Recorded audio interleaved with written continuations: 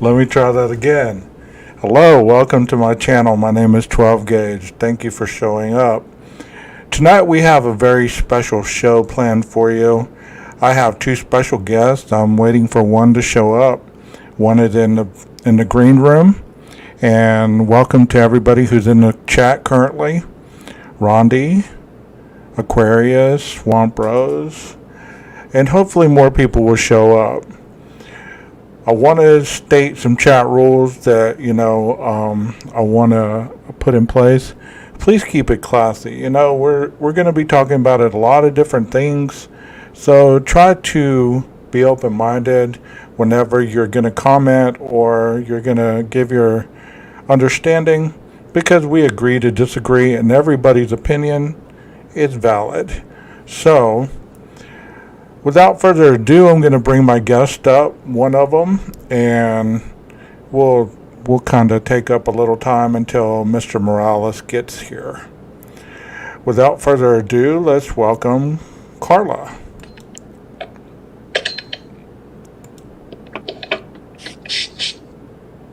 Hey, Carla, how are you? Hi, can y'all hear Can me? y'all hear me? Good, good. Good. Can you hear me? Yes, we can hear you this time. Yeah, we can hear you. We can see you. Okay, good. Okay, good. All right, how are things been going? Good. Good. They've been They've been been been. You're kind of cutting out a little bit. yeah, Yeah, there's a there's a delay. I don't know delay. I why. don't know why. Oh, you're good. You're good. Can you repeat what you said? Let- Yeah, I was Yeah, just I gonna was just say, gonna say, I'm doing really I'm doing good. really As good. most of As you most know, of I you don't know if know, I you've don't got know if some you've news got some there. news shares. I was diagnosed with breast cancer, and so just in the middle of treatment for that, and so just getting things squared away for that. It looks like everything is just falling into place. I'll be starting radiation very, very soon. So it looks like my start date for that is going to be June 17th. So I'm Okay. excited but scared. Yeah, I believe it. I believe it. So the chat was saying that there was an echo. Is it better now? I put the echo cancellation on there, so hopefully that'll work. Okay. Carla, so you want to tell me a little bit about, we're talking about gangs tonight. We're talking about cartels, and we're talking about things of that nature. Can you tell me a little bit about your understanding about the gang culture? Yeah. Well, okay. So, the last that we spoke, for those that weren't here the last time, I worked at TDCJ at the maximum security prison in Amarillo. That is where we house, notorious criminals. And some of them, and the majority of them, are gang members. We do get a lot of, gang members. And the prison culture is definitely something to be taken lightly. When the gangs, get together to cause chaos, they can really cause some major chaos. So what they do is they have TDCJ, just to kind of, give everybody just a little bit of background. TDCJ actually has a gangs unit.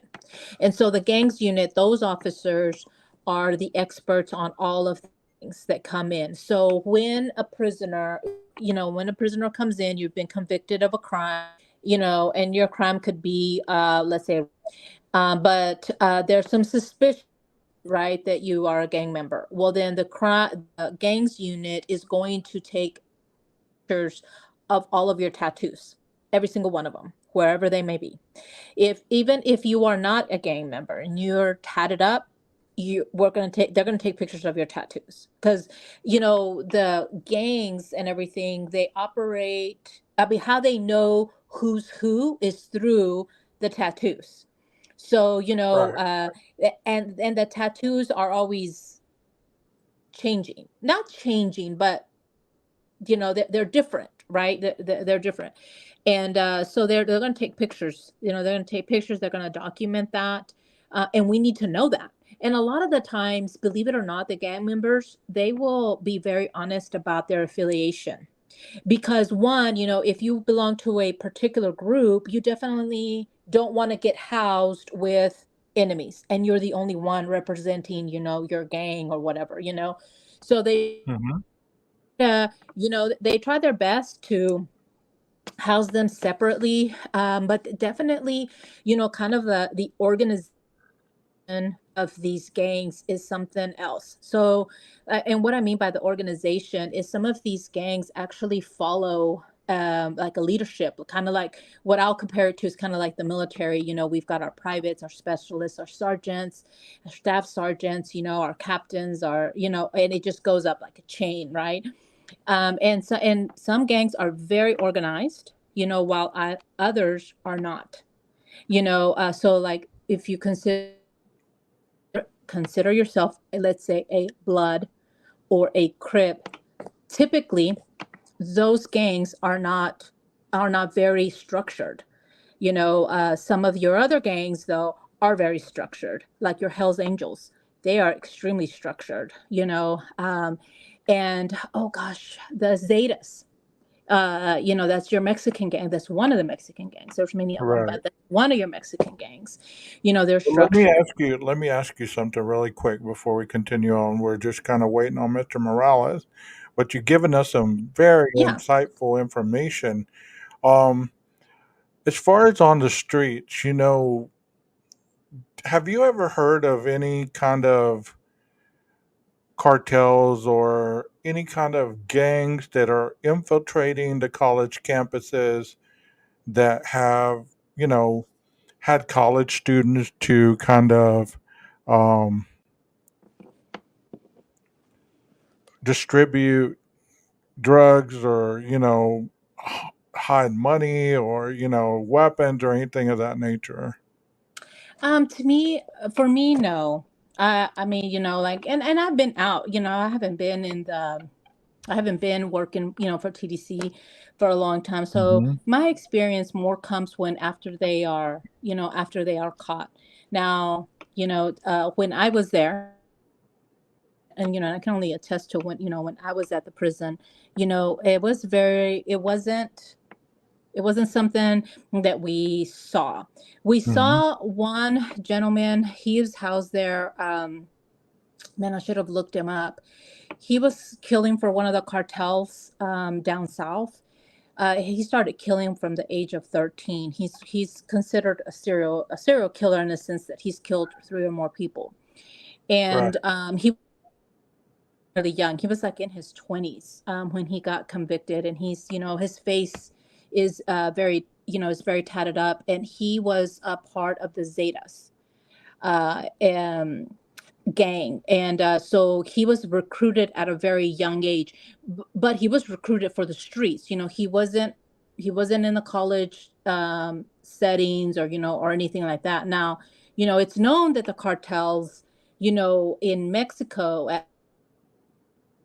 they do try to infiltrate, and they like pharmacies and doctors. They do try to blackmail them, because they need the pharmacist, to push the drug. So, like a lot of the times, if you go to Mexico, there is a very strict rule of what you can bring back and the amount that you can bring back. So, like a lot of people will go over there for like the diet pills that are not available here in the United States. And the cartels are extremely intelligent. If they have infiltrated a pharmacy, you can get and it'll be a drug, right? But it is packaged and sealed, and you wouldn't know what you're taking. So, Right. Right. yeah, I mean, it is in, so that's why, like, a lot of the times, it's to your own safety, like, unless you truly know people over there or like that, you need to be careful with that, because the drugs, that's one of the ways that they get them in here. But as far as like college college age college students to go. I'm gonna venture to say, I don't know, and that would be kind of hard. Just if you think about it, right? You would have to have somebody that graduated high school and had the wits about them to go to college, right? And if they have the wits about them, be kind of hard to infiltrate them unless you're going to use their families against them or something like that. But it wouldn't be. Well, I just don't see it. the But reason that I I don't brought know. that up is because early on in the Idaho 4 case, because Mhm. I did put the link up here to kind of incorporate that with what we're talking about. Early on, they were talking about it being a drug house. They were talking about it as being a trap house, and that this was a possible cartel hit because pills had been flushed down the drain, and things of that nature. And that never felt right with me because as far as what we're talking about, I've never heard of any kind of gang hit to be utilizing knives. Have you ever No, heard of that? no. I mean, no. It's usually with guns. Well, Yeah, what yeah, now? you know I mean, what I have known now, and it's also, the cartel, their mindset. And when I talk to gang members, in the prison, right? Because I was like you, a student, and I was like writing papers, and I had to go talk to them, which was very made my job very nice when I was getting my right, degree. right. My understanding, you have to be trusted, so they're not going to, if you are, they gotta trust you to give you those drugs, because they're giving you drugs is handing you money, and then they got to make sure that you're going to give them their cut. I mean, so it's not as easy as people would think. I can't just walk up to a gang member and say, hey, let me push some XYZ, for you. Like, it just doesn't way. It just doesn't work that way. You've got to be really trusted, or they've got to be really to the point to where they know that they've got you extremely scared, Yes, and they've got a yes. family member of yours or something like that in order to manipulate you. I mean, I'm not I'm not discounting that there wasn't drug use in that house.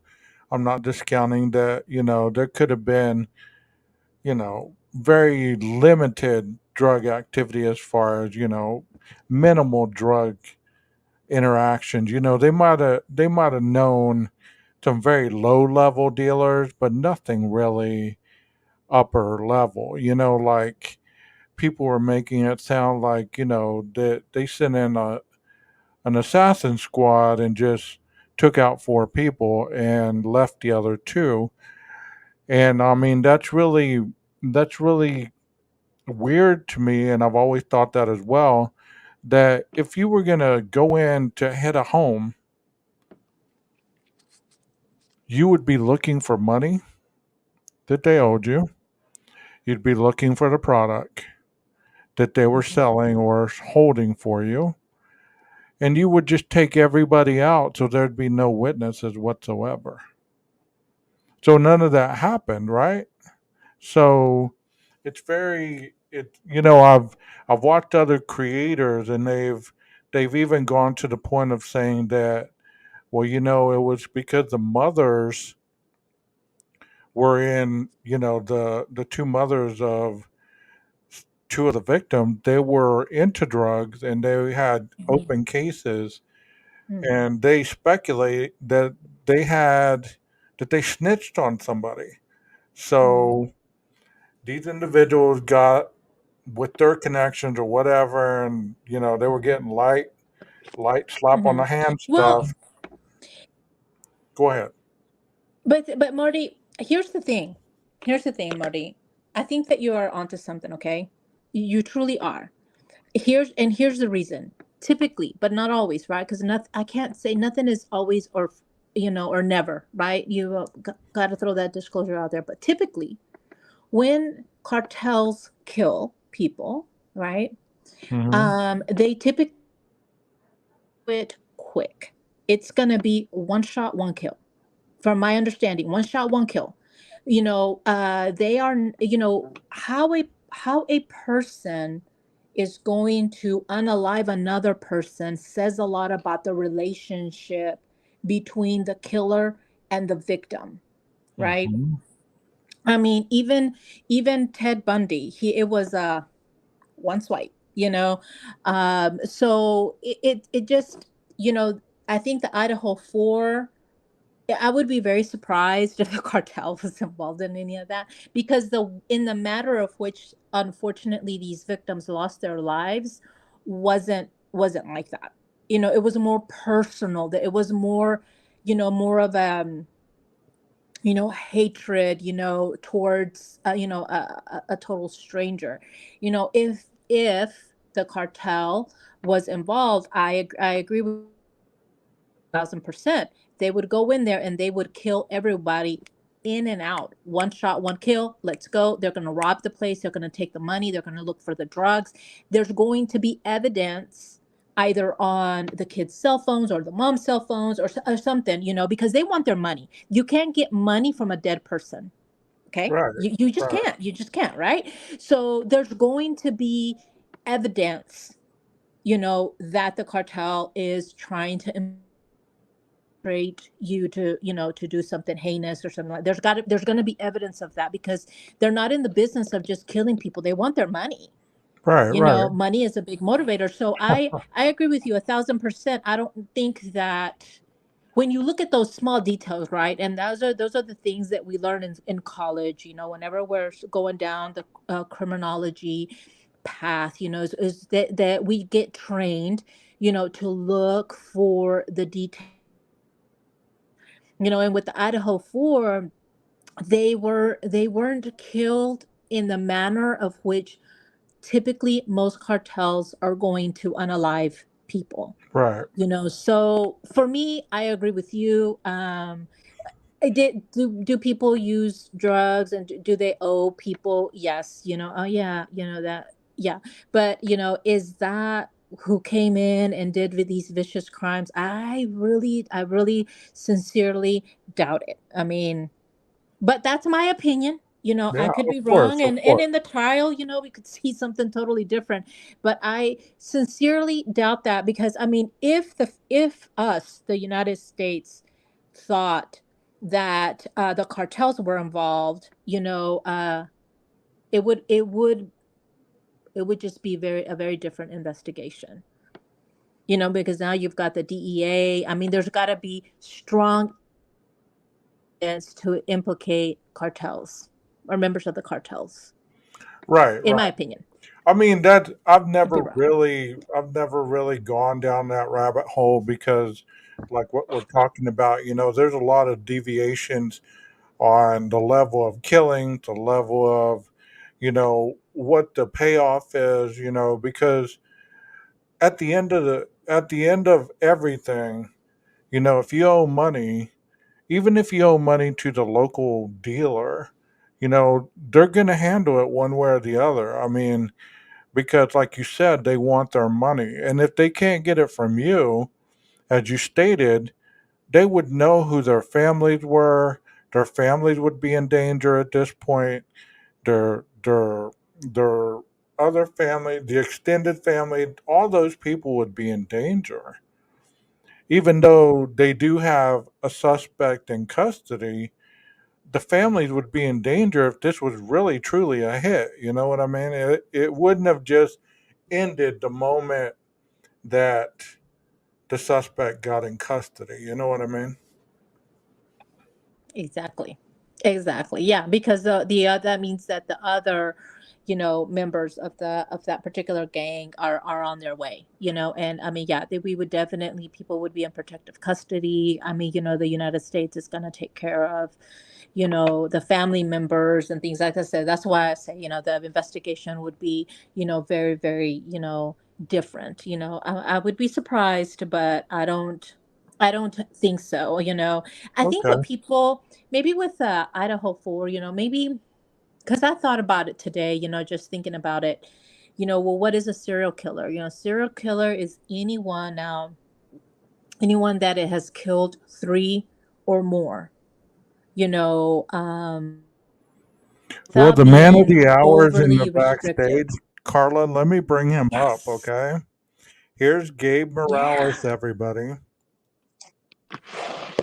Hey, aloha from Hawaii. How you doing? I'm doing great. How are you, Mr. Morales? Nice I'm to doing all finally right, meet brother. you. Nice to finally Yeah. meet you. This is my co-host, Carla. All right. Hi, how Hello. are you? Aloha. So So, we were just talking about cartels and their methodology and things of that nature. But before we begin that, can you tell the chat a little bit about your expertise? well, I've been working criminal justice for over 30 years. I recently retired again. I came out of retirement, retired in 2000, the end of 2016, after working almost 25 years at King County Jail.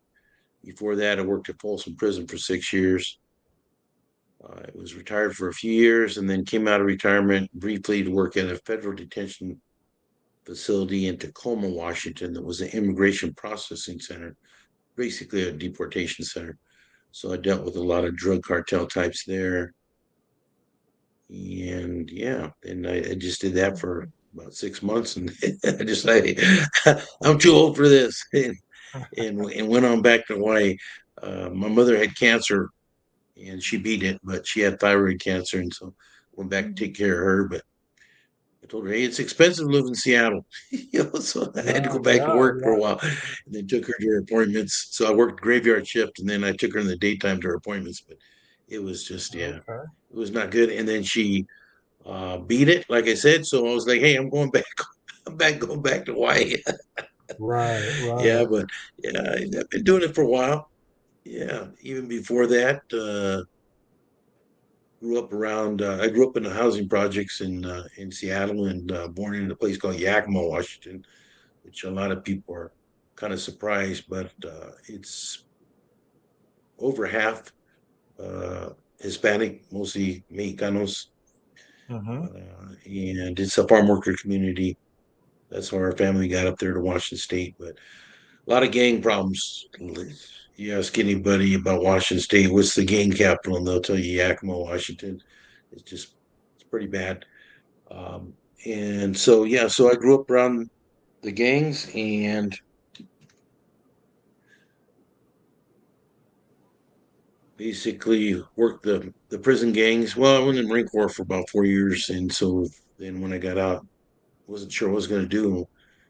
Applied to I applied for the Department of Corrections there in California. And got hired out of Folsom Prison, so that was an eye opener because I dealt with street gangs, but prison gangs was like going from the little leagues to the major leagues. You know, what I mean, it was pretty Well, crazy, pretty crazy. both of y'all have served our country. Thank you for your service and Yeah, your yeah, time. Carla it was good. It was has been in the army, and all right. she, Yeah, I think so it's I a good guess experience. Yeah, I think all young people should either be go to the military for a minimum of 3 years, or college, or Peace Corps. If you don't want to do any of that, go to the Peace Corps. Get away from mom and dad. Find out how the real world is, because I think about a lot of these young people. A lot of them, to be frank, are kind of privileged and a little bit spoiled. And I think if they saw the real world and see how good it is, yeah, our country is not perfect. We got a lot of problems, but you go to some of these other countries, and then you're like, God bless America. Yep, yeah. yes, exactly. So Gabe, let me ask you a quick question. Were you part of the gangs growing up? I mean, were you in a gang, or were you just you know, did you just know of gang members, or were you exposed to any of Well, that? yeah, I grew up around a lot of gang members. My brother was a gang member. He's also a pimp, a drug dealer, an addict, an offender, in and out of jail, prison all his life. I had uncles that were in and out of the system. My grandfather did almost 10 years for manslaughter back in the 1940s, mid 1940s to 50s. So, I grew up around a lot of people in that lifestyle, the criminal lifestyle. And it's kind of weird because I think the public, the majority of them look at criminals as, hey, they're bad guys, just terrible people. But I didn't consider my brother that when he was using drugs and alcohol. Yeah, he was that kind of, Dr. Dr. Jekyll and Mr. Hyde kind of, he would change. But, Hmm. we grew up as best buds. We were only a year and a half apart, and I really didn't see him uh, as that really terrible person most of the time. I did see it, like I said, sometimes catch glimpses of it when he was under the influence. But Right, right. I think that's pretty common with a lot of people, especially offenders' families. They're like, hey, we love them, and they do, they do love them. They love that little boy, that 5-year-old, that 10-year-old that they knew growing up. They may not love that 20 or 30-year-old that's committing crimes and stealing from them and using drugs and doing terrible things to other people. But it's a kind of interesting dynamic, I think, probably that needs more research if we're going to stop the criminal cycle in a lot of these dysfunctional families. We have a question for either one of you because y'all are the experts. I'm just kind of still learning. I've just done the counseling with the criminal offenders for so many years. I'm just throwing my hat in the law enforcement area of it. You know what I mean? We have a question that says, "Do gangs in prison keep connection with gangs outside of prison?" Yes. Yeah. I mean, at TDC, because I'm from Texas, so at TDC, yeah, yeah, they do.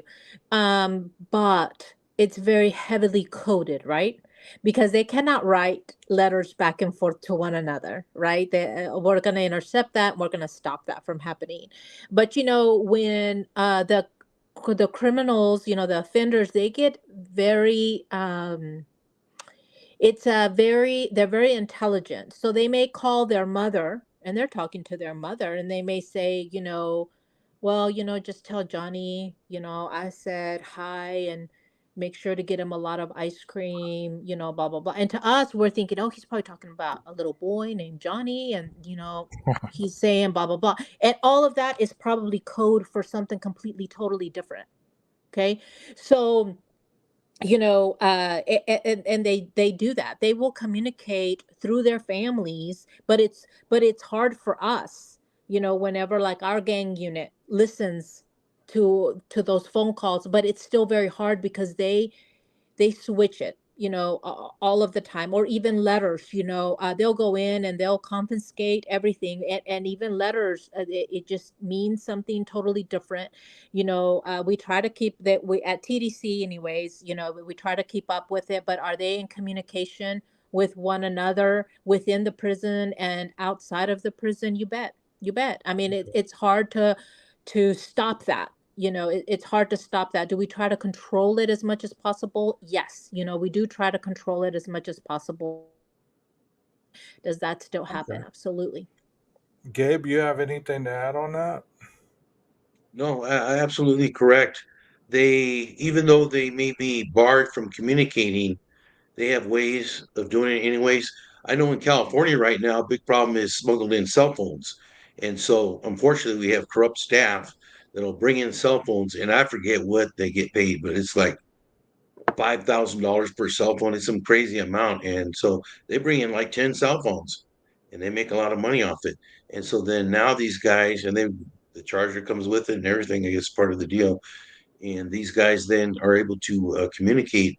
I just did a special on Aryan Brotherhood members. And one of the main guys, Ronnie Yandel, he has like his own YouTube channel that he does on his cell phone. And so, Wow. yeah, I'm like, why didn't they confiscate that? But I think also maybe they wanted to see who he's communicating with. So maybe give him enough rope and they'll hang himself. That kind of that theory. I'm thinking, because it's kind of unusual. That wasn't going on when I was there. We didn't even have cell phones barely came out. There were those big ones. Yeah, Yeah, no, the at Like video. on TDC, that '70s show. Yeah. But one now, thing, yeah, they got these cell phones, and they're uh, communicating with the outside. And then previously, even before cell phones, like you said, they have codes and they have three ways.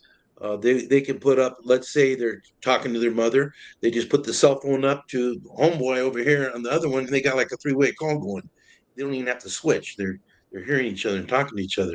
And they do the small talk at first, and then they're talking, get into the business, because they know that these phone calls are being monitored, but the monitors a lot of times lose interest after a few minutes because they're going on to the next call that they're listening to.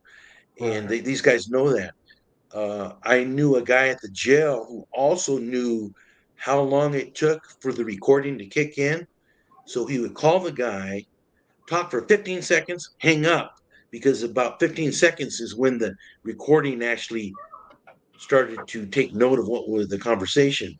And Oh, he'd do okay. that like 10 times and get the message across. And authorities weren't ever able to catch what they were saying. So they're very, they have nothing but time on their hands. They're very good at figuring out a way to beat the system. oh You yeah, know, I was. absolutely. Absolutely. Like I'm just gonna piggyback on what you said for the cell phones. Just so our audience kind of knows, those of them that are from Texas. So one thing that Texas has started doing is they have raised. Texas has raised their salaries because they did notice that, just like you said, we do, unfortunately, not all staff is bad, but we do have some bad apples. And those bad apples can cause a lot of issues, with taking bribes from offenders. One of the things that a lot of people have tried to do or have tried to tell TDCJ to do is to put a kind of like a net over the prison so you can't signal out. There's no signal. It's going to be dead within that area. But one of the reasons why they don't is because if they do that, then we can't get EMS out there and emergency services should anything, happen. But yes, we also have a lot of issues with cell phones.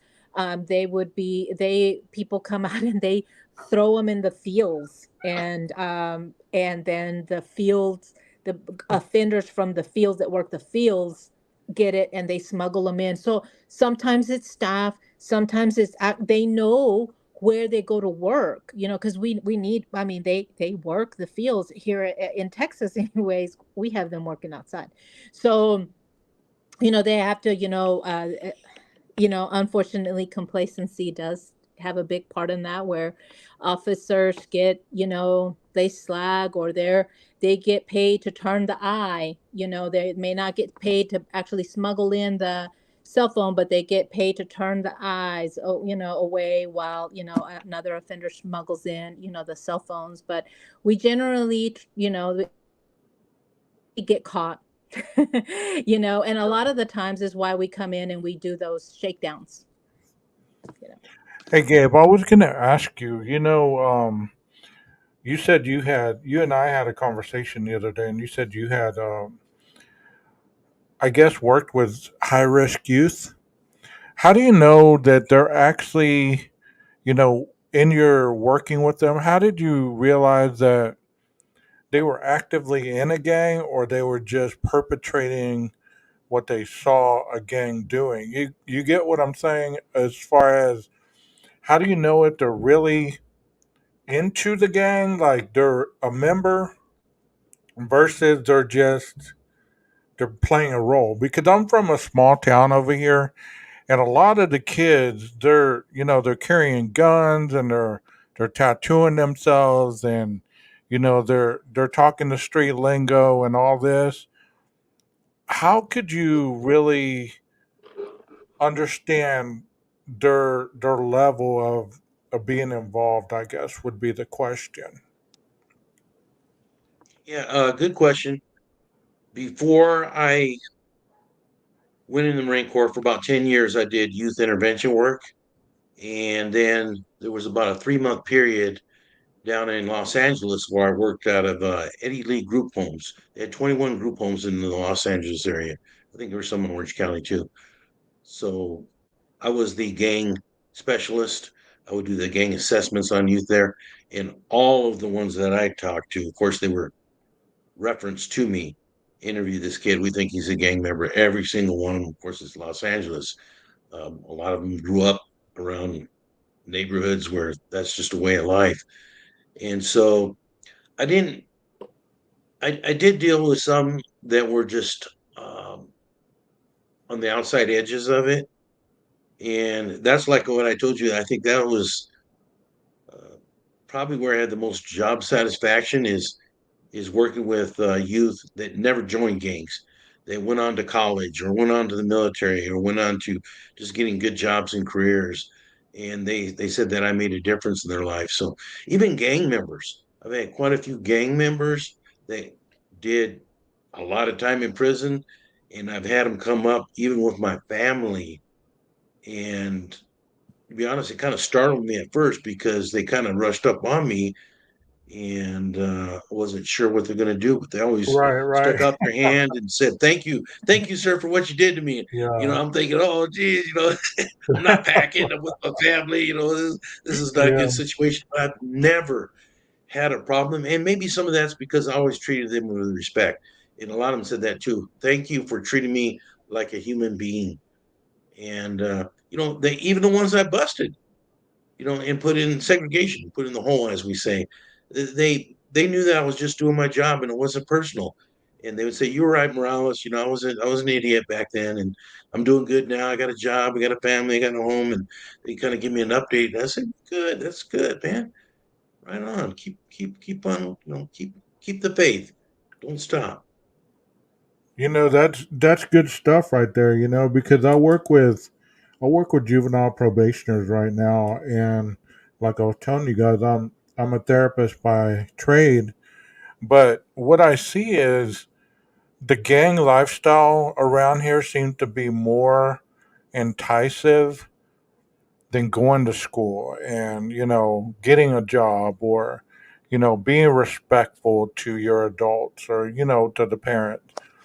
And I mean, it's really bad here. Like I didn't understand the severity until I came to work over here, and that's why I was asking you. Obviously, if you see like the gang tattoos, like I had this kid, he displayed a crown on the top of his hand, and I was thinking, that's some kind of gang, that's what the Latin Kings, right? The crown, that's the Latin Kings. Hmm. Well, you can see a lot of them. They start to get the gang tattoos, and they start to dress like the gangs do and stuff. I wanted to ask you guys: is the colors as much as it was in the early '90s, or has the color thing kind of faded away on the street? Do they still click together with the colors, or do they have they kind of faded away? Like, what do you mean Well, by colors? Like, you yeah, mean like go the ahead. Bloods and the Crips, or I mean, Well, what do yeah, you? like each set has a different color that they dress as. Like I think the Latin Kings are like yellow, or there's a brown set, there's a black and white. There's all Mhm. different kind of colors to represent your set. I was just wondering if that is still a thing, as y'all know, or if that's something that has kind of faded away in time. No, they still use it. The colors, like in that sense, like to represent a certain sector of whatever, depending on the gangs, yeah, they do, and they do use the tattooing now. I will tell you, you know, if a person, anybody, has a gang tattoo, it's because they're part of that gang. I mean, tattoo artist, if I go to a tattoo artist and I'm like, "Hey, can you?" I show them the picture of this, and it's an affiliation, and everybody knows. I mean, the tattoo artists, they know which tattoos are affiliated or could possibly be affiliated. A lot of the tattoo artists won't even tattoo me. Why? Because those gangs use specific tattoo artists that do that. And it's just a set, code tattoo artist, that they're not going to do those types of tattoos, unless unless they're part of the gang, or or whatever. 'Cause they're not going to do it, because of what can come of it. You're tattooing somebody that isn't, a gang member. They're going to want to know who that tattoo artist is, and then that tattoo artist will have, a lot to say, as to why they used that. I mean, so the copyright to those type of things, isn't lightly in the gangs. I mean, from my experience at TDCJ, and just being around the officers that were in the unit, in the gang unit that we had, yeah. So if the youth are already tattooed, and it is a that it's, yeah, they're in the gang, Okay. they're in the gang. Okay. Gabe? Yeah, if I could just kind of piggyback on that. What I see a lot of times is that they will wear the colors, especially at like funerals, parties, gang parties, safe places. Now, I'll give the example of Seattle and King County gang unit. Now, when the gang units are out, and they know what hours these guys are out, which is usually right after school to like midnight to when the parties and stuff start ending, and so they know if the gang unit is out, they won't wear the colors because it attracts attention. And Right. so they're really good at wearing neutral colors, and they know Right. what days. I believe it was like Monday and Tuesdays the gang unit had days off, and so that's when they wear the colors again. You see them flying everywhere. But then in the afternoons to through evening, a lot of times you didn't see the colors. Didn't mean there wasn't gang violence, but they knew they were being watched a lot more closely, and it's just tracking unneeded attention. They might get pulled over and have a gun on them, that kind of thing, get a probation or parole Yeah. violation. So it's kind of interesting to me. Back in the day before there were gang units, when the movie Colors came out, and Yeah. a Yeah. lot of these gang movies, it was like a big fad. All the kids want to do it, but also a lot of them found out, hey, you might get shot by the other side. And so I think I hate to use the word wannabes, because wannabes are gonna be if we don't do something about it. I don't really like that word, but a lot of the kids were kind of experimenting with the gangs. You know, Found out, hey, these guys are serious about this. The guys are really, really into it. And so maybe I shouldn't be. I used to tell my Right. kids when we go through California, uh, you couldn't wear red or blue. Dad, we're not gang members. I said, I know you're not Mills. I'm not. I'm not concerned about that. What I'm worried about is other people who don't know you that might think you're a gang member and shoot at you. And it happens all the time. We had in Yakima some Washington State Cougar fans just coming back from games. These guys are college students, don't have any interest in gangs, but because they're wearing the red, the Sureños, the other side, shot at them. And the same thing with like Dodgers fans. If you like the Dodgers, Yeah. The and blue. Yeah. wearing a blue hat, you don't even have to be from LA. If the other side thinks, hey, you're a Sureño or a Crip or whatever particular gang is claiming that in your neighborhood, they may shoot at you. So colors are still a factor. I think it's just changed a little bit, the dynamics. Mhm. Okay. Um. So, let me ask you this as well. You said you're up there, or you lived in Seattle. Um. I was talking with Carla before you got on panel about college campuses becoming more prevalent with drug dealing. Do you believe that it's more of the pipeline from the cartels, or do you think that that's just mainstream media hyping that up? Well, almost all the drugs that are coming into America are coming in from Mexico now. That wasn't always the case, but right now, fentanyl is in particular is being flooded into the United States. They're even sprinkling it in marijuana. So, I tell people, they're like, hey, I don't do hard drugs. Well, hey, you still might get OD'd if you don't know where that product came from. They're putting in everything, and So yeah, they're pushing different pills. A lot of people may say, "Hey, I'm not a heroin addict. I don't do needles, that kind of thing." Well, they'll put them in painkillers, Percocets, fake Percocets and stuff.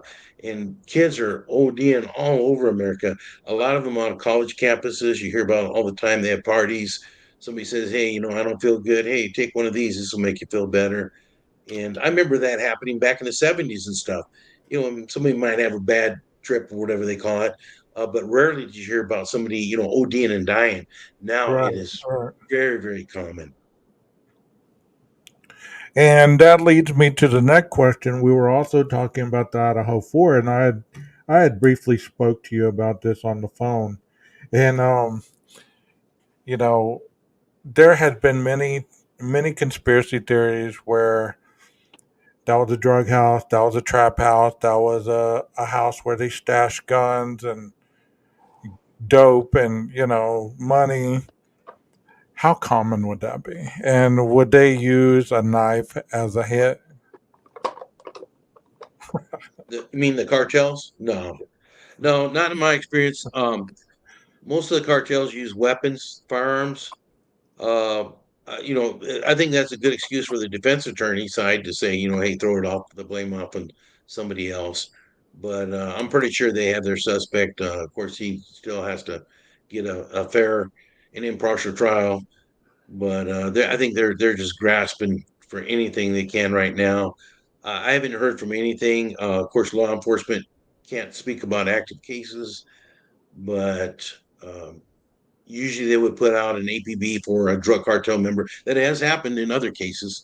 That has gone into a certain trailer or residence and massacred people, and that the individual dealing drugs. I believe it was even I want to say a teacher back in North Carolina. It was a teacher, I believe, if I remember right, and he was dealing drugs and stuff. I'm sure on campus too, and in the community, and the drug cartels took care of him.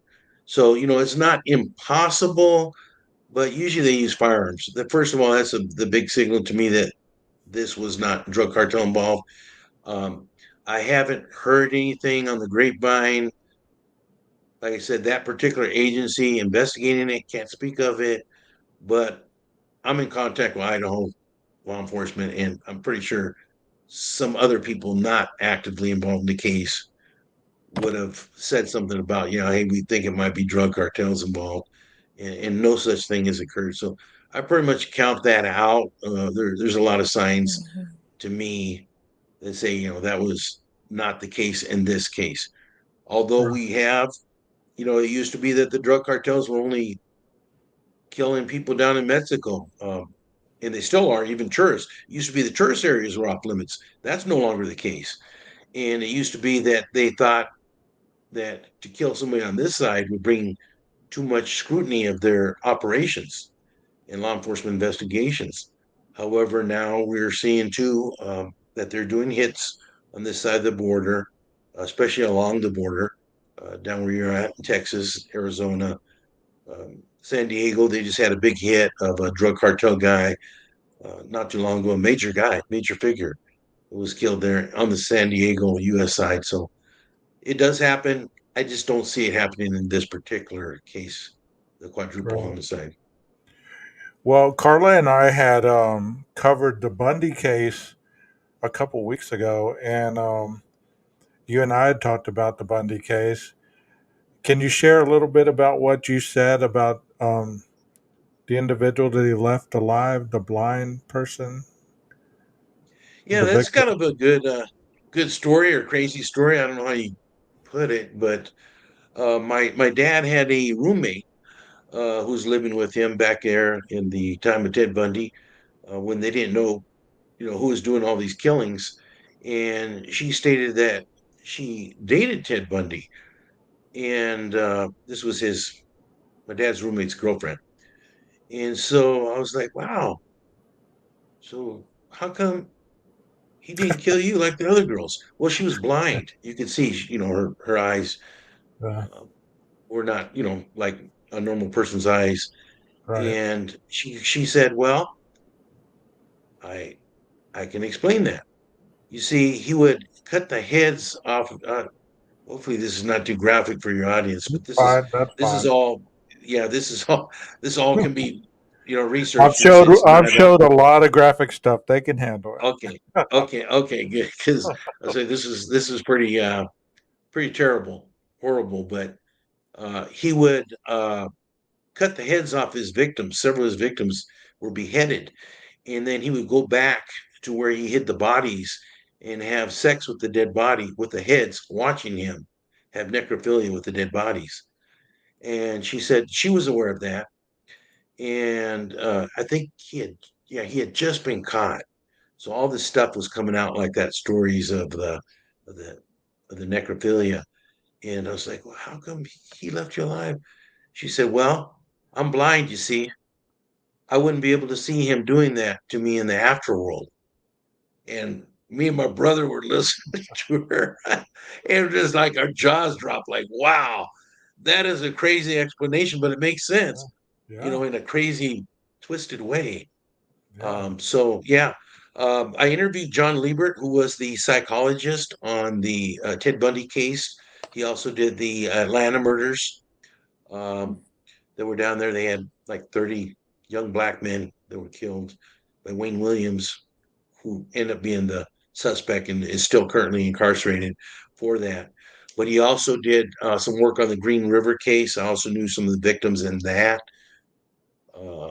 that case. What was that one about? So I mean, I've seen that one on YouTube, but I really can't remember. It was wasn't he like he would pick up prostitutes? Is that the one? yes, Gary Ridgway. Yes, Okay. they think I think Gary Ridgway and Ted Bundy. I don't know if they had a contest or what, but I think they were good, both good for like 50 murders apiece. But a lot of Wow. investigators think it could be double that, which is pretty crazy. But Ted Bundy, yeah, Ann Rule worked with the Seattle Police Department. She wrote a book, The Stranger Beside Me, and Ted Bundy actually was working on the case, finding out how much cops knew. It was a hotline, I think, a rape hotline or sexual assault hotline, something like that. I can't remember exactly, but he was right next to her. That's why she called the book "The Stranger Beside Me." So they were both taking these calls and trying to, help all these poor girls. And all the time, he's finding out more information about how the cops are working that case, that he was responsible for all these missing women. Gary Wow. Ridgway he worked at a truck um, manufacturing company. I believe he painted them, and so that's one of the ways um, they found DNA, but also paint evidence on some of the victims and some of the crime scenes that came off his clothing and body. But he also was, yeah, he was picking up prostitutes along I-99, which is called the Strip, the highway there by the airport in Seattle. That's where the majority of them were picked up. And yeah, um, his thing was to pick them up, choke them out, and then have sex with them after he killed them also. So uh, pretty two very terrible individuals. But unfortunately, there's still a lot of crazies out there. Those are Yes. the only two that we know of. There's that's the scary part. Every time I hear about these missing people, I'm like, it could be this, it could be your neighbor, the person next to you. You never know. Carla, I have a question for you. Would Ted Bundy be considered crazy? Yeah. Rondi asked that. Yeah, definitely. I mean, he was a psychopath narcissist is what he was, With Ted Bundy, we know that even though he didn't was never a lawyer, pretended to be a lawyer and messed up his own case, but yeah, definitely he would be considered, a psychopath, a narcissist, Okay. um, you know.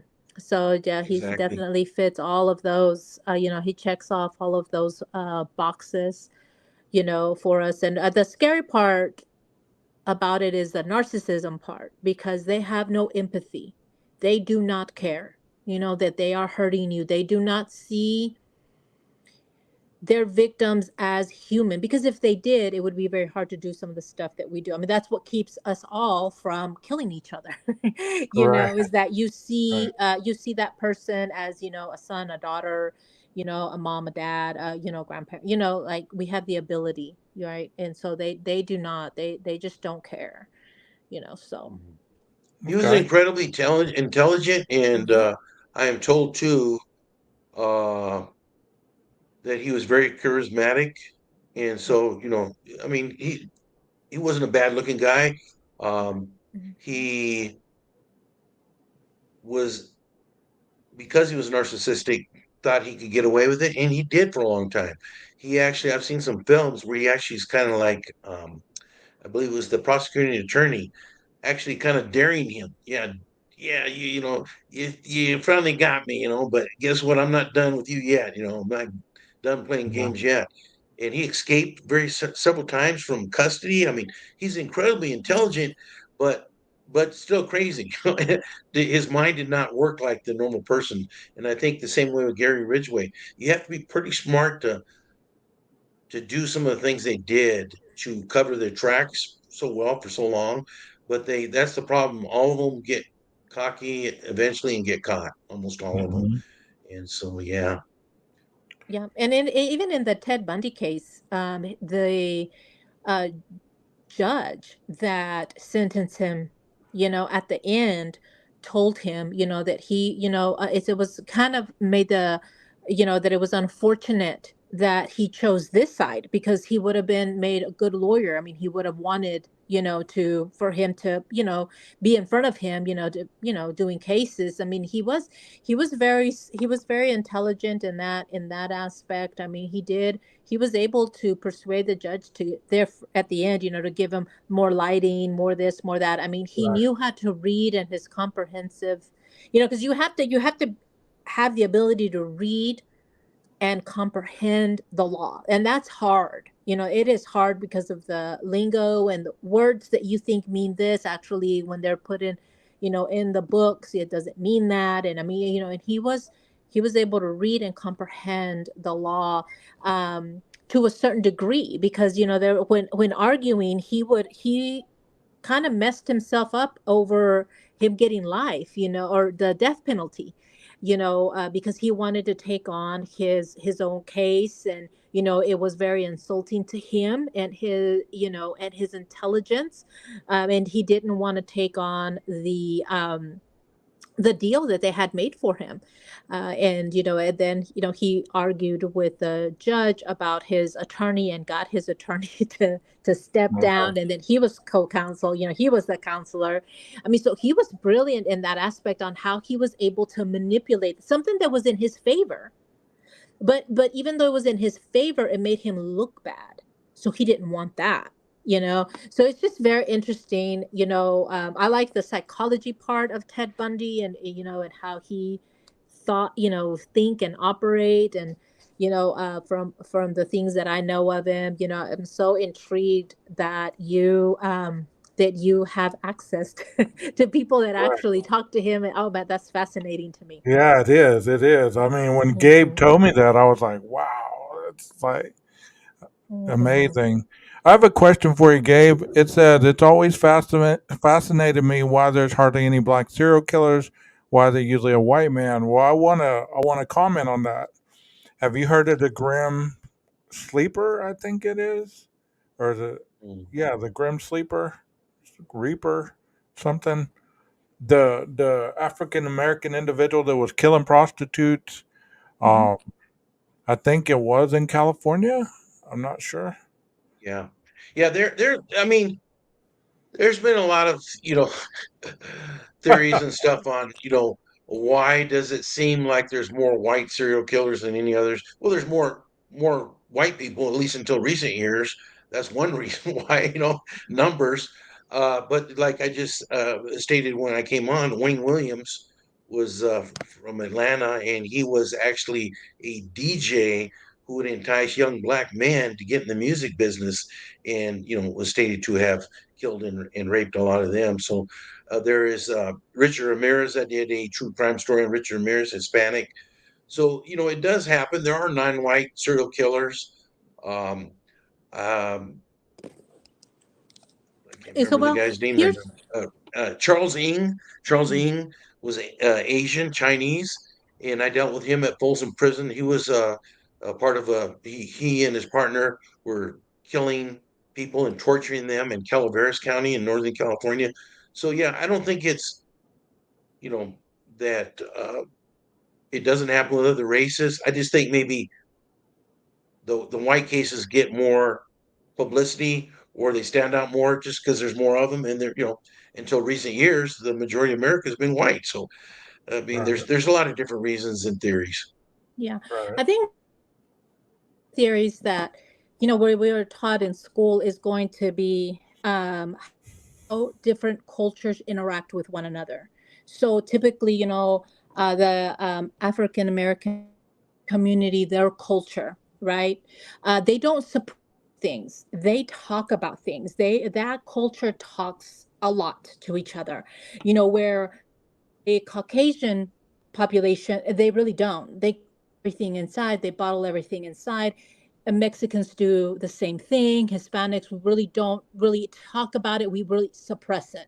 So what I mean by all of that is typically, but not always, right? In the African American culture, if I'm down and depressed, and I go and I tell my sister, hey, I'm down and depressed, depressed about that. You need to get over him, blah, blah, blah, blah, blah. And blah, blah, they talk a lot, and it gets people thinking like, oh, yeah, yeah, yeah, you know, it gets people out of their minds, you know, it, Caucasian you see a lot of, you talk to people. I haven't talked to my mom in 12 years. Well, oh my God, like that's unheard of. What do you mean you don't talk? Well, no, I just don't talk to them, and it's because they've suppressed something, was deep down. And that has a lot to do with how our mind later on to develop and things like that.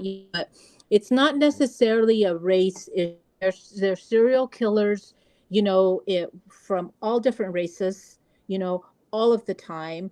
Um, but yeah, I do think it's more of what the press wants to convey to the people. Because if we were to say that there was a black serial killer, we know he's African American, he's out there raping kids and or whatever it is, it is gonna throw in an alert, everywhere. People are going to be more Right. scared. So the press, I feel like, they suppress some of that information and we find out about it later. Like we do have killers here. I know of one, the eyeball killer. We talked about him.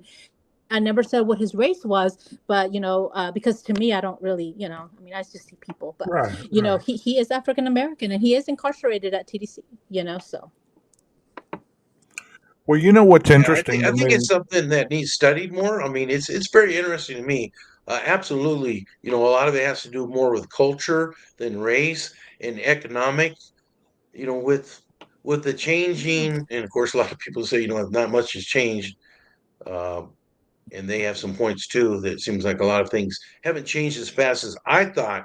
Growing up under Cesar Chavez and Martin Luther King, I thought, hey, everything would be nice and equal by now in the future. And we know absolutely that's not the case. We still No. have a lot of problems. In fact, maybe America is becoming more polarized than it was back in the 60s and 70s. In some ways, I feel it's just terrible the way the politics is now, and how people treat each other, just so mean, and just it seems like there's a lack of respect anymore. We can't disagree civilly anymore. It seems like people want to attack people, and Yeah. it's interesting to me. I think it needs studied more.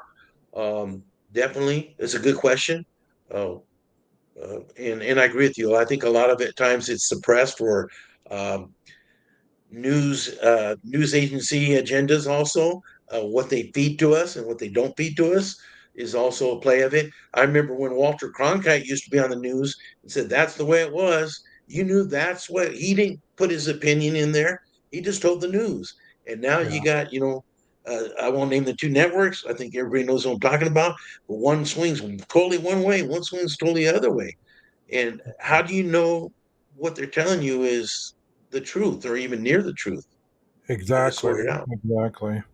You know, I was about to say, most of these serial killers that I've been researching and, watching, the prostitution or people that are homeless or live that vagrant lifestyle, they're more at risk to be victims of serial killers based on their lifestyle, wouldn't you say? Mhm. Yeah. Yes. Even truck driver. I mean, I was looking at some of the videos on YouTube. There've been serial killer truckers, and I never even knew that. I never even knew that. You know, so it's very interesting to me that there's so many different dynamics, but it's like at the end, what makes these individuals just give up all humanity and turn the other way? Have you figured that out, Gabe? No, that's $1 million question, brother. Yeah, let me know when you find the answer to that, because yeah, we Yeah, could probably solve a lot of the problems in the world. Um, yeah, but no, absolutely, human trafficking is as big as ever. It seems to go in cycles. I remember back in the 60s and 70s when there was pimps that looked like the stereotype pimp. I mean, pimp hat, pink, suit. I mean, pink, you know, levitated shoes. I mean, strolling down the sidewalk, looking like Huggy Bear from Starsky and Hutch. But yeah. it's kind of interesting because then I remember how a lot of the girls, and like I said, my brother's a pimp, so I've given courses on this too. There's different kinds of pimps, but then a lot of the girls I remember stopped using pimps because hey, the pimp's taking all their money. They're like, hey, I'll work on my own. I don't need him. I don't need no man to tell me what to do and take all my money and beat me and treat me bad. And so a lot of them stopped doing that. But then guys like the Green River Killer came out, Gary Ridgway, and then I saw the pimps coming back. And then there was a lot of targeting of the pimps by the vice squads. And then I seen them kind of go away again. And it went to, we also had the internet. And so they had backpage.com was going on. And so there was maybe still pimping, but it changed. You know what I mean? It no Yeah. longer was just out there on the street and, hey, I'll hook you up with this girl for, such and such price. It became more covert, I think, kind of went underground for a while. And Yeah. now with the decimation of police forces cutting back, one of the first things that goes is like the gang squad, the vice squad, all these special squads, and these pimps and the working girls know this. I remember being in the jail one time and I was in the female section and I was on the elevator and one female prostitute tells the other, hey girl, where you been? I ain't seen you in a while. He goes, you need to be out there on Thursday night on the strip in Tacoma. The vice squad ain't out there on Thursday nights, girl. And they were saying, I was like, excuse me, they're just talking out in the open right next to me like I wasn't there. But they know. They know, just like the gang members know when the gang squad is out and not, so do the prostitutes know when the vice squad is out or not. And they also know when the threat level is higher, where they might need a pimp to protect them, and when the security level has lowered, you know. Right. It's just, I don't know, it kind of, it's very interesting to me. Some things are still the same, but some things have changed in that business. This one comes from Rondi. She said, we had 6 women in Portland and a guy in custody who were murdered living on the street near where I live. They basically got no coverage until some locals brought attention to it. Have y'all heard of that? No, I Um, haven't. But that doesn't surprise me. And I honestly think that that's why TikTok got banned.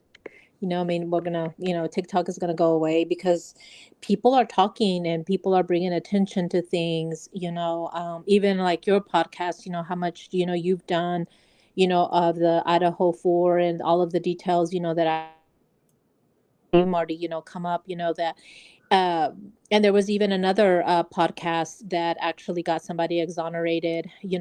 So people are talking, people are noticing things, and and it is. It just goes back to, it's so unfortunate, but the news doesn't always tell us everything that is exactly going on. I mean, they're just not, until they're forced, like she was saying, until locals started getting involved, making a big old ruckus of things, does then the media, pay attention, to that. So, Have you heard of the ladies in Portland area, Oregon, that have been murdered? Gabe, have you No, followed I that case haven't, at and all? I'm usually, well, especially on Seattle. I check the Seattle news and the Hawaii news almost every Yeah, day. But Portland too, I know a lot of law enforcement and workers, intervention workers with youth and stuff down there. So no, I haven't heard that. I do know that Portland and Seattle and a lot of the West Coast cities are having a lot of problems with homelessness. right. Um, and some of the problems that come along with that, drug use and alcoholism and garbage and you know hate to be gross, but feces in the street and that kind of thing. But yeah, I haven't heard about that, but it doesn't surprise me because it just, I don't know. Sometimes maybe I'm just getting old. I tell people maybe I'm just getting old and grumpy, but it's I, maybe I turned into my grandpa. But it sure seems like the world's sure gone crazy. I don't know. Maybe it's just me getting old. I don't know either because I mean I feel the same way. It's like, when you're younger, you hear all this stuff that's going on in your generation, and you're like, I don't have time to listen to all that, and then you get older, and then that's all you kind of focus on is the bad news that you hear, and you're like, man, it's gotten so bad. It wasn't this the biggest quote I've ever heard. It wasn't this bad when I was Growing up, yeah. growing up. Yeah, and I grew up in the early '90s. I graduated high school around then, and it was wild then, but and that's when the LA gangs were really popping off, or the Crips and the Bloods and all that, with the Hmm. in the early '90s. So I always was intrigued by that. I was into gangster rap. I was, I wore my little Raiders hat and all that. Wanted to be a gangster from Cali, but um, was it really? I mean, you have firsthand experience. Is it really as what the media portrays, or is it worse? Like in the early Well, '90s? Martin, I when I teach my classes, I tell people this. It was bad back then, but it was different. They didn't have these clips with 100 rounds, able to take out 20, 30 people at a time. It was different. There was deaths back then, and they say that the murder rate actually was higher.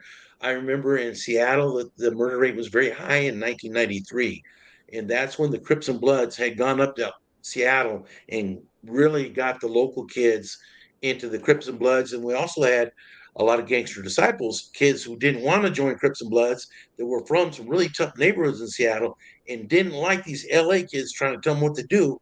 And Seattle has the biggest contingent of gangster disciples that I know west of the Mississippi, and it was directly because they have hundreds, probably over 1,000 gangster disciple members in Seattle today that never been to Chicago.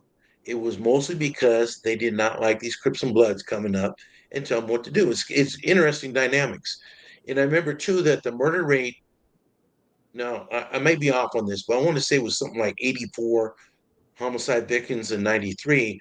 And then they had talked about recent years until COVID, they had another surge. But I remember, let's say 10 years ago, they said, hey, the murder rate is really low. It's the lowest it's been in years. And I would tell people in my class, yeah, I think there's a reason for that. It's called Harborview Medical Center. Harborview Medical Center is one of the best trauma centers in the world. They had a lot of doctors that worked in Vietnam that took care of, you know, gaping bullet wounds and stuff, and now they got a new generation, but it is known all over the world, over the United States in particular, as being one of the best trauma centers. I tell people, 50 Cent, he got shot 9 times and lived. Back in the 60s and 70s, homeboy would have been dead, but he was able to live because they got to him in time. If they can get Yeah. to you within a few minutes, they can keep anybody alive. I've seen people, and cops have told me this. That guy was dead, flatline. They brought him back. So yeah, the statistics sometimes don't tell the whole story. So yeah, the murder rate has gone down, but does that mean the assaults have gone down? And with less police, is because there's less assaults? Is that really true, or is it less people reporting them? Right. Because there's less police to take that report and respond. There's a lot of, I said, statistics are good.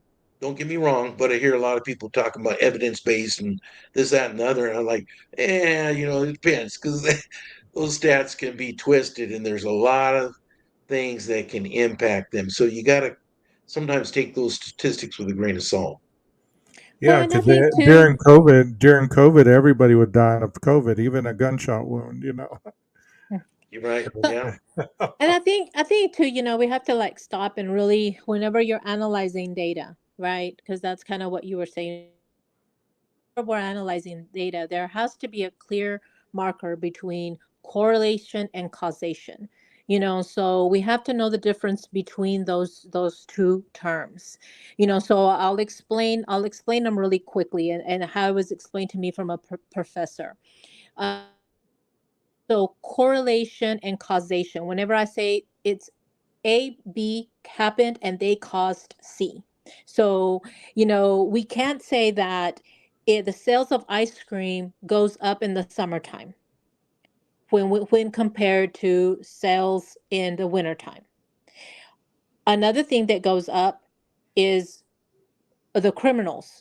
More crime happens in the summertime than in the wintertime. So we can't say that the ice cream is causing the crime, because that would be like all of these toddlers are going out and killing these people. That's causation, and that, you can't do that, right? There is a correlation. There is a correlation between ice cream sales, crime rate. And probably one of the things that correlates them is the weather. You're not really going to have a criminal out there in the rain, in the snow, committing crimes because they don't want to get wet. They don't want, it's more going to be in the winter, in the Right. summertime, right? Right. So Right. correlation and Absolutely. causation, two totally different things. So we have to, like, whenever you're looking at data, you really have to just ask yourself, what are the numbers telling me? Is it just a correlation or a causation? And so I think a lot of the thing, and then another thing, another theory out there as to why is the crime going down now.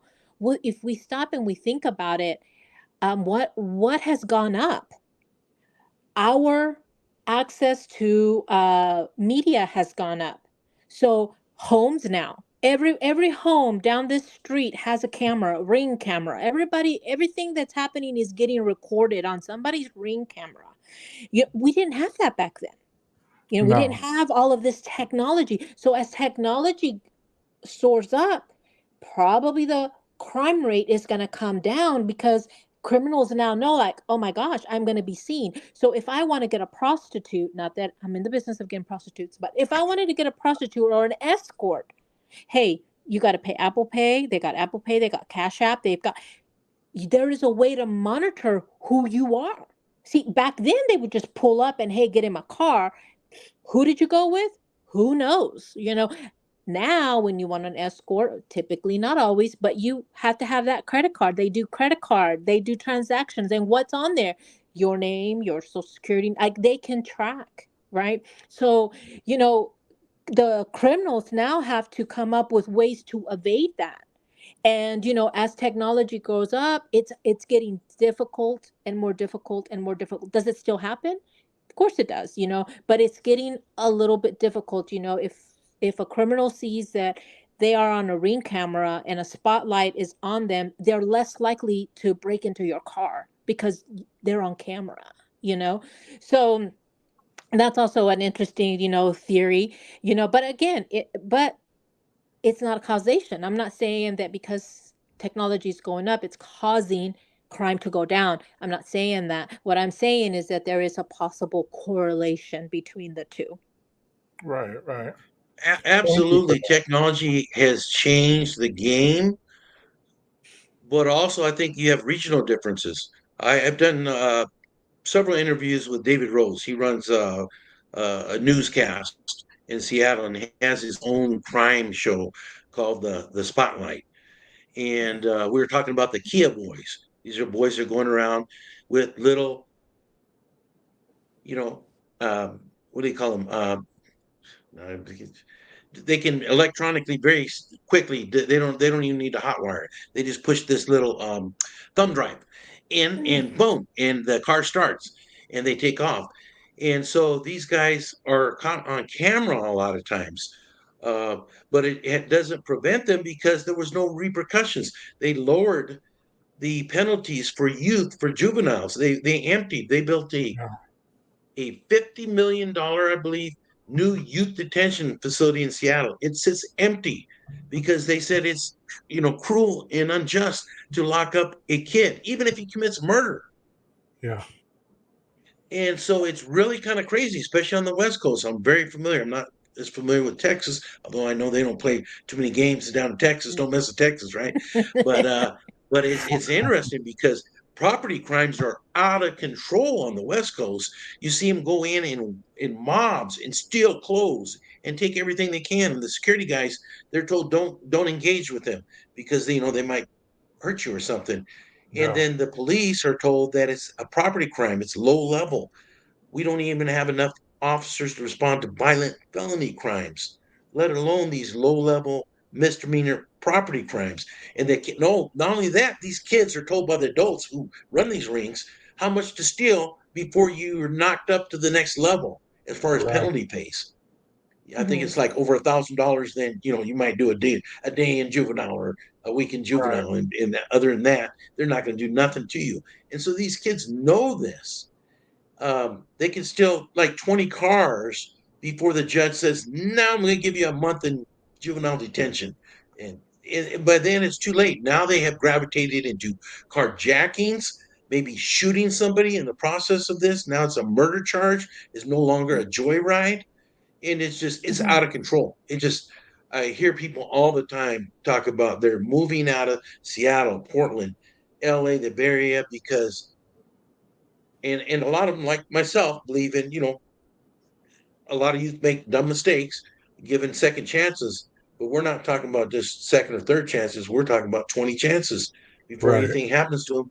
And I think we're sending the wrong message, and that's why I told David Rose, we're sending the wrong message to kids when we don't do anything until they do it that many times, because we're teaching them crime does pay.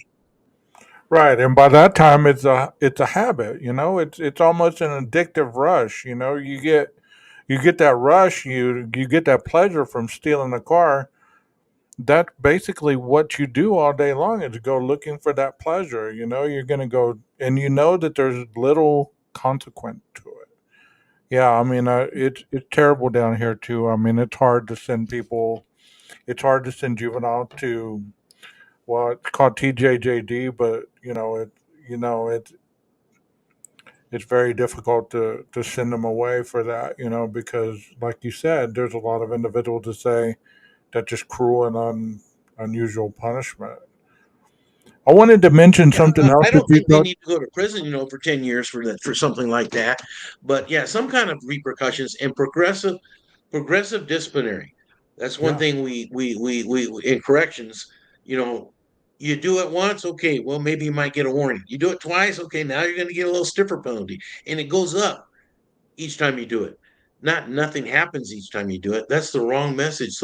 So that now you're responsible. Maybe the first time it was peer pressure, whatever. You didn't even want to be there. And you got in the car. But after a while, it's kind of like, hey, wake up here. And sometimes you got to give them a wake up call. I've yeah, also seen where putting them in detention sometimes saves them from themselves because they go get in a car crash and burn and take a bunch of people with them. sometimes they need that time out. Sometimes they're using drugs and alcohol. They need to dry out, even though they can sometimes get it on the inside. Yeah. Um, but sometimes I've even had guys tell me, hey man, you're back again. Yeah, man, I need a vacation from the street, Morales. They would even joke about it. They I've need a heard little break adults say that because too. now they're Yeah. getting 3 meals a day. They're sleeping. They have a routine. There's some there's some order to their life that they haven't had for months. And yeah, so uh, I don't know. Well, here's a question for either one of you. You were talking about the Norteño and the Sureño gangs in California, and I know that they have those here too. But I really am not well versed. Hear me out. Like the Norteños, are those the Crips, and the Sureños are the Bloods? Is that right or is that wrong? How is that Yeah, broken up? it's a totally different thing. In California, you have Crips and Bloods, which are predominantly black gangs, although they do have other races in them. With Sureños and Norteños, it's predominantly Hispanics, but they do have other races in them also. Um, but that's like 95%, or more, usually. Um, and so the Norteños are from Northern California. That's what norteños means in Spanish, northerners. Right, right. Sureños from Southern California. And basically these were formed back in the mid 1970s and late 70s after the Mexican Mafia and West Familia prison gangs were being locked down in security housing units. And Mhm. basically they got these farm teams, these minor leaguers, to work for them while they were locked up in the hole and to conduct business for them out in the prison yards. And so they morphed even further where these norteños became organized. And you had what was called the Northern Structure, or Nuestra Raza. And then you joined that. That was like a junior prison gang, uh, a filter group for joining the Nuestra Familia. And then they decided, hey, you could be a norteño and not be part of the northern structure, or you could be just a northerner if you're from Northern California, but you still back us up when there's a riot. So it was kind of like different levels. The same thing with the Sureños. You had the Mexican Mafia, then you had the Sureños, then you had the Southern United Raza, which became kind of like the farm team for the Mexican Mafia. And then you had Sureños, and you had just Southerners. It means you're from Southern California, maybe you don't even gangbang, but because you grew up around guys in your high school or your neighborhood where something goes down, you got to back them up. So that's kind of the way it works. Totally different than Crips and Bloods, which is Okay. predominantly an LA County thing, South Central Los Angeles, and then it moved into other parts of LA County and then to San Diego and other parts of California and across the United States. So yeah, totally different thing. Okay. I know here in Texas we have a high recidivism with the offenders. I mean, they get out on parole, they're back within probably, whenever the parole officer gets tired of them, pretty much. They give them chance after chance after chance, and eventually they're sent back. Does California exhibit that as well at the high recidivism rate at Folsom Oh, when you were there? yeah. Yeah, they built. I opened up New Folsom. They built all kinds of new prisons during the 1980s and 90s as a result of the drug war, predominantly, in my opinion. Um, and I know the show is not about the prison industrial complex, but that's what a lot of people called it. And we like doubled our prison population during those years. And then it's interesting because so many prisoner rights organizations were fighting for a lot of these guys, saying, "Hey, you know what? This guy over here who's Caucasian, he got caught with powder cocaine. He got probation. I got caught with 8, 9, 10 rocks, and I'm doing 20 years in prison. What's up with that? Where's Right. the equal justice there?" And I think they had a very good point. Then COVID came along and they emptied the institutions. I mean, literally, it's like half. Before COVID and after, if you look at it in California, it's like half the population. COVID did more for criminal justice reform. I tell people all the time than anything else. You know, the Black Lives Matter movement, and nothing else came close to the COVID. Get them out of here. We don't want to get sued, type of thing. Which kind of told me, well, wait a minute, they weren't dangerous enough to remain locked up. You didn't want to build more prisons for these guys. You know, you're double housing them together. Now you don't want them to get COVID from each other. Uh, you know, you want to have that 6 feet or whatever, 8 feet or whatever they said. Yeah. Uh, you know, but yeah, all of a sudden, no, Shazam, you know, let them all out, and they're no longer a menace to society. I don't know. It's kind of interesting to me that how that happened, and so I believe that there was a lot of people who were unjustly locked up for way longer than they should have for the crime they committed. But you also, in that floodgate of letting them loose, I think they let out a lot of dangerous individuals now that are out on the streets, which I think explains in part, at least in California, and it's also happened along the West Coast. Like I said, we're most familiar with the criminal justice systems. That is, I think, had a big part in the increase in crimes. Okay. I think for me, I think the only thing that I want to add to that is going to be, at least for Texas, Texas is trying. They are trying, but they just don't have enough funding for to teach offenders, life skills, to teach them something, like how are they going to survive once they come out? How can we prevent them from coming in? Well, if the offender doesn't have it, something like, gaining some knowledge of something, they're going to go right back to what they know. But there's just not enough, I think, skills trainings and things like that, because I mean, I feel like, if they were to put more money into that, which they're not, but if they were to put more money into that to actually teach offenders, so if you were poor, and that's what led you to, bring money so you could just money to your mom so you could just feed people, but you had to do crime in order to, to get those basic needs met. But if you had like a license to be a welder and you knew you could make all of this money, maybe when you left prison you would be a welder. But they're not going to, they're not going to, but it's interesting to kind of to think about it that way. I mean, I know they TDC at least is putting some counseling in place, but they just need more.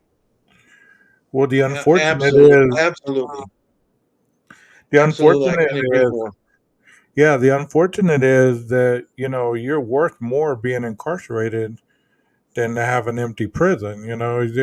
The state gets more money for each offender, so it's better to have them full more than have them, half empty or not even existing at all. We have a comment here that says, "Do gangs join forces and kind of combine with other gangs?" Of course they do. Yeah. Of course, there was a riot uh, whenever they were. There was this officer that treated, again, they tell the officers, if you're ever going to be working as an officer, to remain consistent, consistent, with them, to, just because and doesn't mean that you should, so officers do have a lot of power over the offenders. And there was a particular officer that got cocky, that, wasn't just fair treatment, and he wasn't doing that. And of course they did. They combined together, and we had an incident at Chow. It's usually when there's incidents in the prison system, and to get that officer.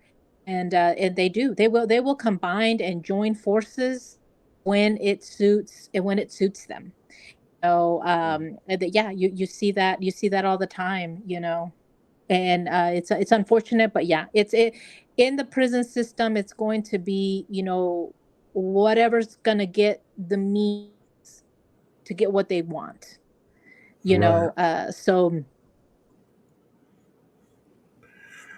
Well, Chad, if y'all have any questions for Mr. Morales or Carla, be sure to type it in the chat. We're going to continue talking a little bit more. Are you guys good on time, or you have I something can go else a to little while do? longer. Sure, Okay. I can go a little longer. Yeah. All Maybe, right. maybe 20 more minutes, 15, 20 more minutes.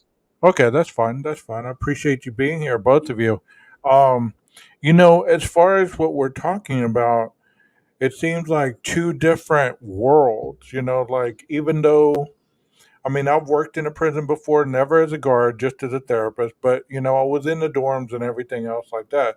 It wasn't maximum security, it was a treatment farm. So, you know, but what you notice is that even in those treatment areas, you still have offenders programmed to be whatever farm they came from. If they came from maximum, they still were acting hardcore like they would be in the maximum security.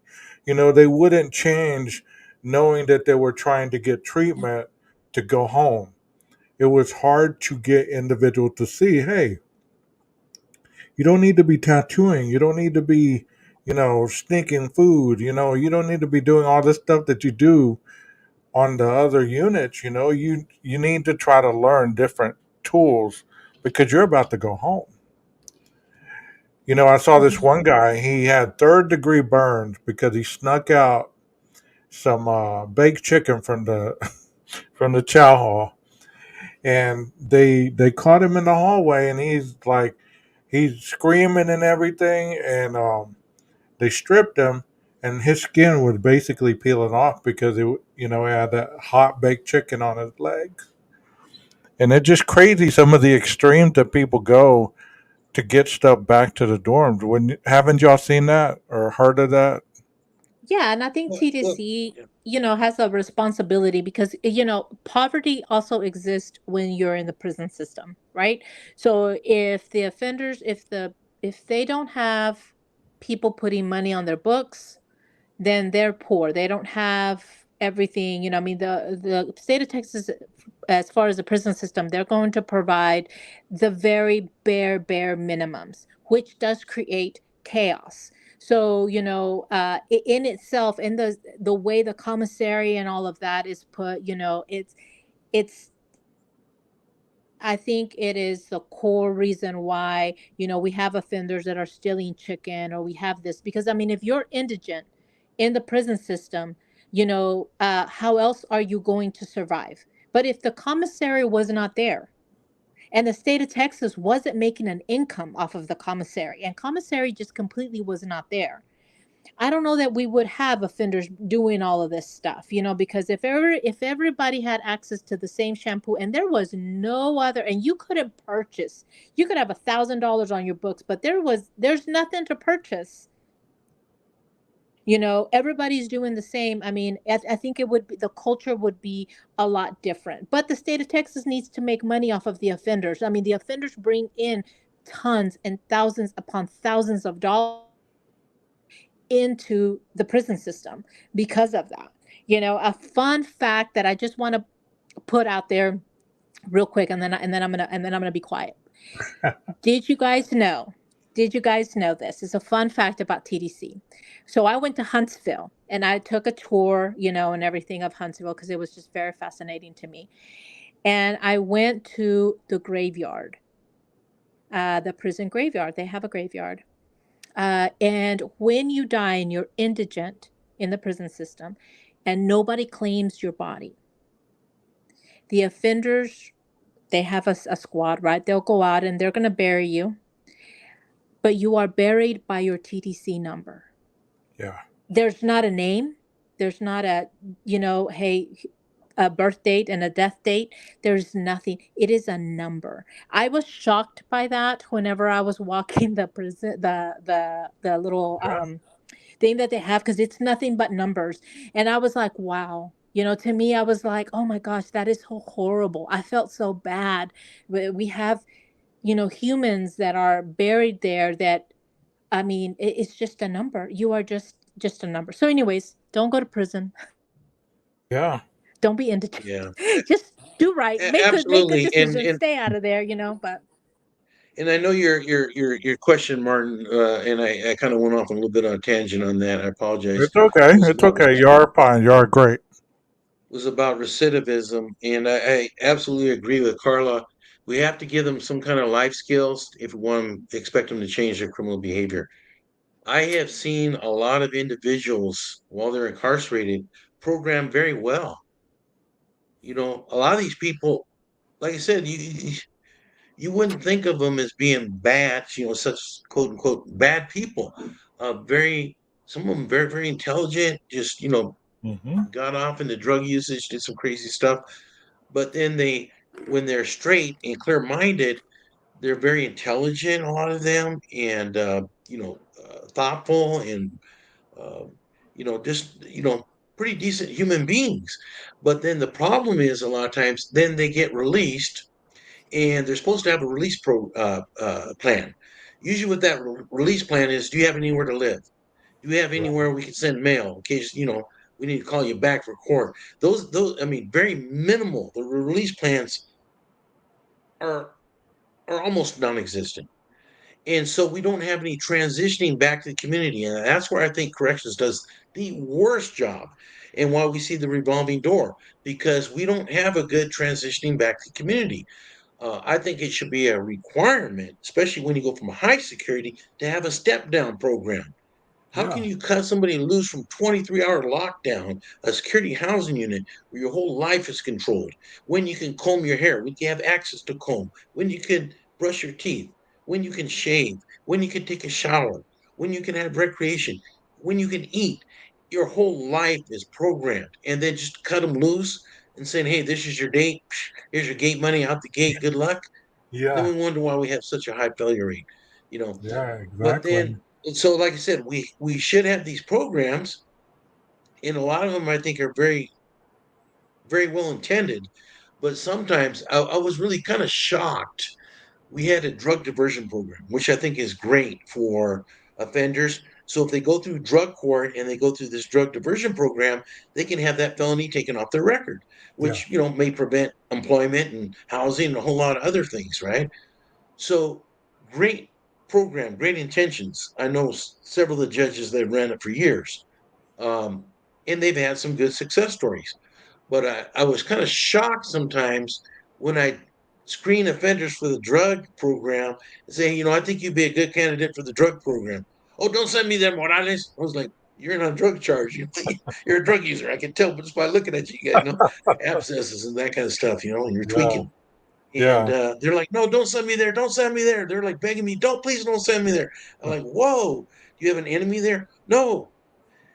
All they do is talk about drugs there and try to sell me drugs. And that's all they do is use drugs and talk about drugs. And I'm trying to actually go clean. And I thought about it. Oh my God, what a better place for a dealer to hang out in one of those programs. You got all these junkies that are just barely, getting Yeah. off it, and Yeah. probably haven't gone cold turkey all the way. And yeah, let's get them Right. hooked back on, feeling good again, get them back on the product. Uh, there's things like that.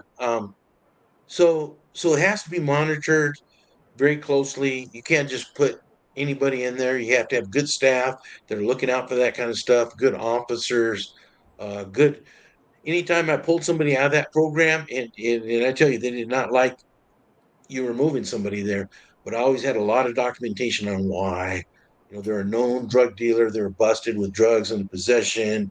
Multiple informants say this guy's dealing drugs in there, on and on and on. So I have my documentation. This guy does not belong in that program. So then it would allow the people who really wanted the program to function in there and to get through it and maybe be successful. So yeah, it's I tell you, these guys, for every we talked about when I first came on the technology, for everything we have to try to prevent them from doing something, they will come up with something to counteract it. So it's a Yeah. constant kind of like cat and mouse game. You got to constantly adjust for those type of Yeah. individuals, because that is their life skills. That's the only life skills they know, is surviving, by doing whatever they have to do to make money, to become, that top dog in there, to have the most top ramen in their cell or whatever, to be the Yeah. biggest toughest guy in the institution with the The most black jokes and the bag biggest coffee, jokes in the the building. good stuff, right? Right. We have a question. It said, did the NLR and Penny just go away or combine with other gangs? I don't know what NLR or Penny are. Well, let me give a quick explanation. NLR is Nazi lowriders. They're out of California. PNI is Public Enemy number one. They're Okay. both predominantly white gangs. You have to be at least half white in the Nazi lowriders.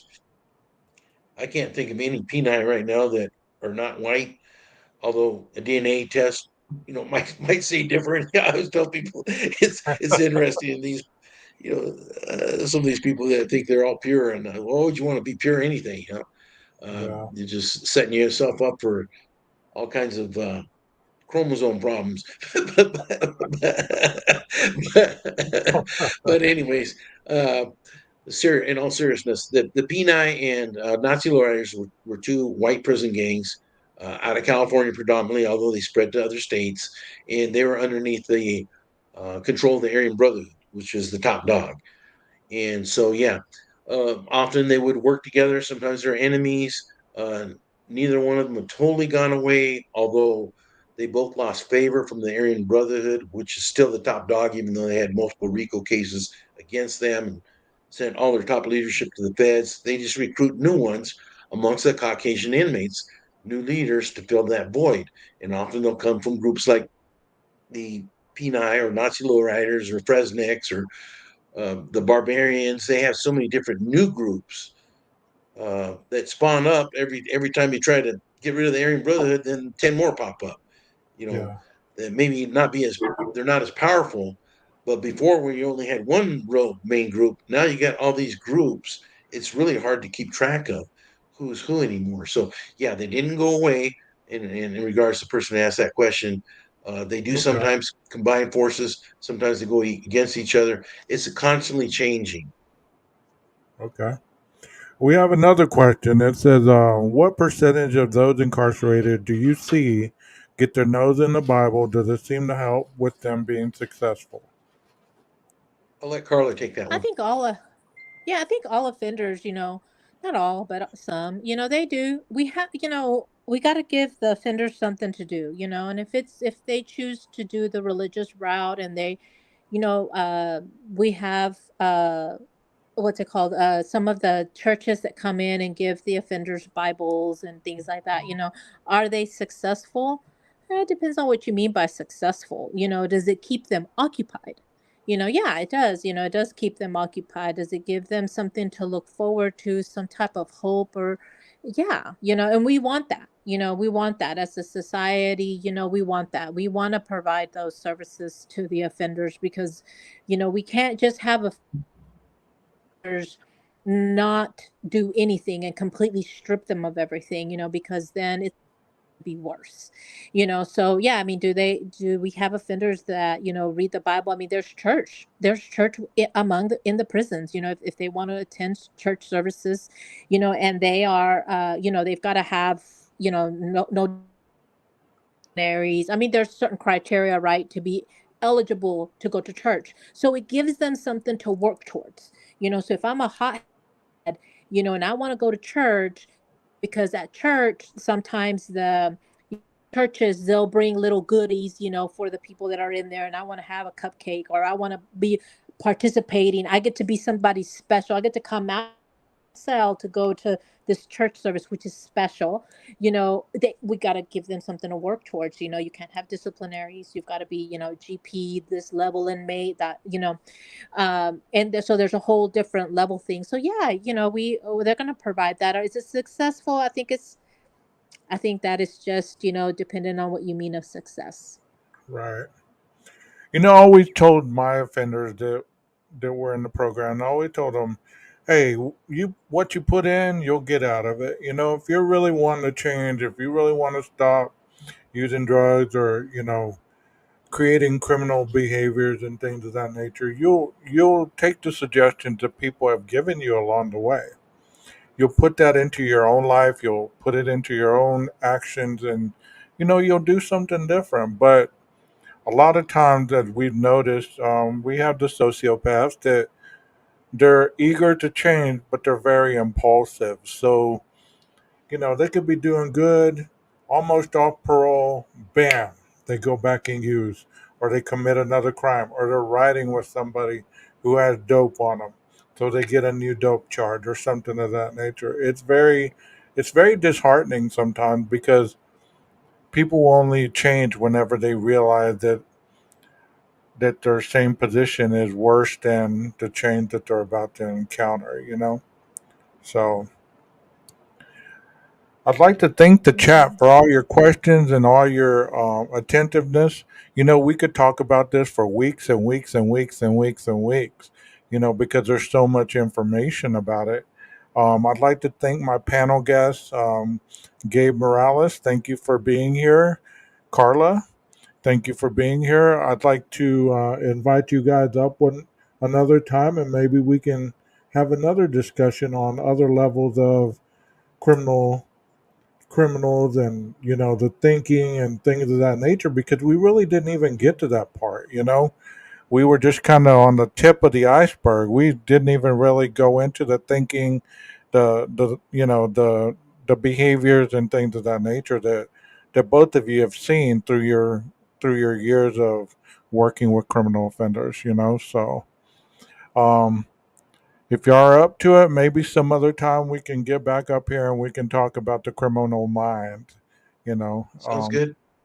Yeah, sounds Um, good.